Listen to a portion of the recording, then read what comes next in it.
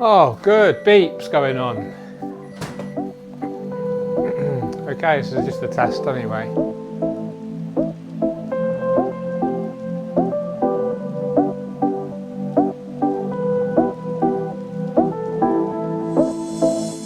Hi everyone, George here, and this video is all about my Betta Aquascape. Now, you may have seen the previous video, I'll leave a link up there, and it's all about how we maintain this. Now, on reflection, I thought it looks great, but it could look a lot better. And one of the biggest things I want to improve on is not just the aquascape, but the equipment. So I'm actually really happy with the scape overall, but it is really high maintenance. Last week I trimmed the hair grass, the Eleocharis mini, and it needs trimming again. The Hananthium tenellum in the back here needs trimming back already. Starogini probably needs a good trim. The Cryptocorini crispitula in the back right is far too big for this scape long term. I'm not entirely happy with the rock. I think it's just a little bit too simple. And yeah, I'd rather replace the plants with something more sustainable, slower growing, where I can create still a beautiful aquascape, but doesn't need such high levels of maintenance, and obviously hopefully just be another great home for Nimrod here. I also really want to change the equipment. You can see the heater there and the internal filter. It really detracts from this beautiful aquarium. It's super low iron glass. You know, we've got over tank lighting, so we're trying to kind of get this minimalist equipment appearance, and it's completely spoilt by these black or dark grey internal equipment. So I'm going to replace them, and I'm going to use some really cool products which I'm going to tell you about right now. A really popular way to remove our internal filter and heater is to replace them with an external type. So here I have an Awase Filto Smart Thermo 100. Full disclosure, this was supplied to me by Awase. So let's take the opportunity and make an unboxing video while we're here. I have seen one of these running at aquarium gardens, and it looks to be very neat and does the job. First thing, we've got a couple of hoses. These are kind of like a translucent grey. I am going to replace these with clear hose though, so we'll just put those to one side. Next we have some hose fittings. Put those to one side as well. Instructions, probably won't need those hopefully. Instructions for the heater. And now we have spray bar, filter inlet tube by the look of it. We have our actual unit itself here, some biomedia, looks like a stand for the actual filter.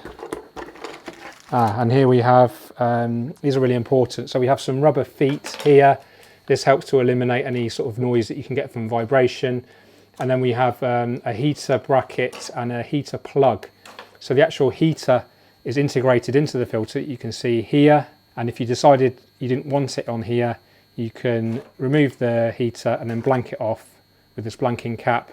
And if you wanted to use the heater internally in the aquarium itself, you can use this bracket here. Now, I have used Biomaster filters since they're pretty much first introduced into the UK. I've been running a Biomaster 600 on my Aquascape 600, and I've used it on quite a few clients' tanks now, and it's a proven performer. I really like them. So I'm hoping this is going to be a similar quality and hopefully a very effective product. One plug will power the filter itself, the pump, and the other will power the heater. Okay, let's open it up. So we've got a couple of clips here, very similar to the Biomaster. And then we have our pump head there. And then we have our kind of chamber here with some coarse sponge and some finer sponge, and then we can either replace that with biomedia if we wanted to. I'm going to just keep the sponge in there. As you may have noticed previously on the Betta tank, it's just been filtered purely mechanically with a small internal, so this is more than enough. You can remove the impeller cover here if and when you need to clean the impeller. Nice and easy. So yeah, very basic. There's the heater, there's the media, and let's just refit everything. Make sure in particular the heater lines up with everything. There we go, everything is ready to rock. Okay, next I wanted to talk about glassware. So you saw in the previous Betta Aquascape with the ugly equipment, it was black, it was distracting. So one of the best things we can do is replace that with glass because it's almost invisible. So this is amazing, I love these. Never actually used one before, seen them being used, but I've always fancied using them. It's called a spin outlet, and what happens is the filter is actually rated at 600 litres per hour, which is going to give us almost 20 times turnover circulation in the aquarium, and that is far too much for a Betta. They like really kind of low levels of circulation. So to limit the actual kind of flow, the turbulence in the aquarium, we have this kind of design. So the water comes out of here really quite quickly, but then it gets blocked by this circular motion here. So actually most of the water is kind of forced this way and this way, and actually it becomes a lot kind of more of a gentle flow and circulation around the aquarium. So we can still use high levels of overall flow through the filter, but the actual kind of flow through the aquarium is limited and therefore much more comfortable for the Betta Nimrod. So that's the outlet. Here we have the inlet, again made of glass. It has 8 inlet drainer portions here. Really good quality this. I bought this myself from Amazon. I haven't seen it actually in any stores in the UK, so that's why I had to use Amazon. And then I bought some clear hose, 12mm clear hose, I think from eBay. I think I got about 10 meters for a few pounds, so super cheap. And again, it's really hard to get hold of clear hose in most aquarium stores. So now it's time to strip down the escape. So I've already transferred Nimrod into the Flex. I don't know if you can see him, he's on the right there. I did acclimatise him. The temperature of both aquariums is identical and the water chemistry is very similar, but just best to acclimatise him. It took half an hour or so, just a regular acclimatisation practice. But he's settled right in. I think he's hunting down some of the shrimp already in there. The reason I've done that is we don't want to be completely rescaping and taking loads of stuff out, getting my hands in there and making a right mess while Nimrod's in there. It's just going to kind of cause him a bit of stress. I'm going to be emptying most of the water out as well. So it just makes sense to rehome any fish if you're doing a huge kind of rescape job, which is what I'm doing now. Okay, so I've taken all of the plants out and I've done several water changes to decloud the water. Now the potential issue is the tropical plant substrate, which is the base layer, is clay based and it gets super cloudy if you allow it to get into the water column. So what I need to do now is siphon off a very small top layer of the substrate and then replace that with a brand new layer of the inert substrate. Now the reason for that is when we pulled up all those plants, the two products, the tropical plant substrate and the inert gravel, mixed together.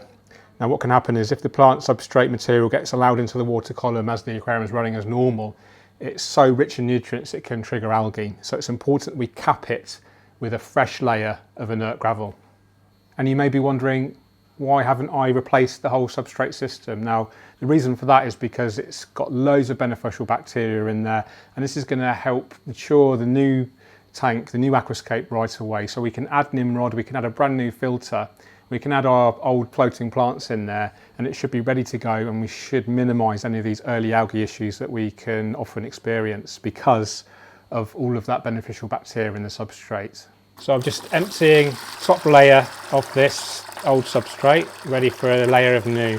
And this should hopefully cap off this tropical plant substrate, which will otherwise cloud the water.